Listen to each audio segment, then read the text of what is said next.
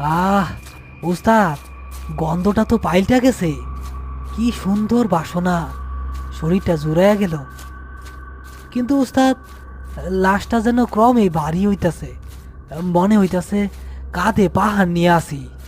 সাবধান সেলিম, এই গন্ধ ভালো না। এটা নিশির ডাকের লক্ষণ। ও তোরে ভুল বুঝাইয়া ক্লান্ত করতাছে, যাতে তুই ওরে নামাস। খবরদার, নামাবি না। আহ উস্তাদ, আমার দম বন্ধ হইয়া আসতেছে। মনে হইতাছে আমার বুকের হাড় ভাঙা যাইব। আহ আমি আর এক কদম আগাইতে পারবো না উস্তাদ, একটু জিরান দেই। না, খবরদার। আর মাত্র আধা মাইল সহ্য কর সেলিম। আহ না উস্তাদ, আমার জান আগে, আমি আর পারবো না।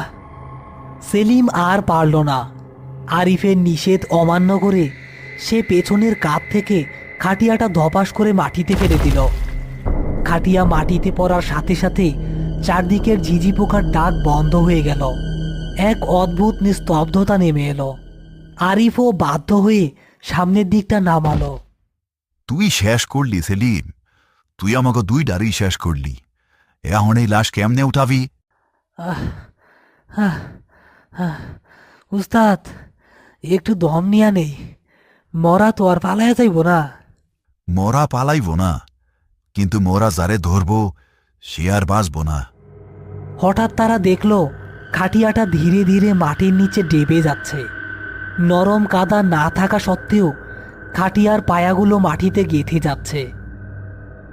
উস্তাদ, খাটিয়া তো ডাইবা যাইতাছে।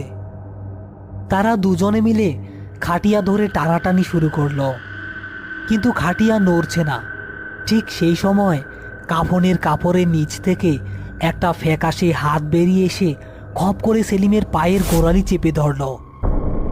আহ ওরে বাপরে, সাপ সাপ! উস্তাদ উস্তাদ, আমারে সাপ কামড় দিছে, সাপ কামড় দিছে।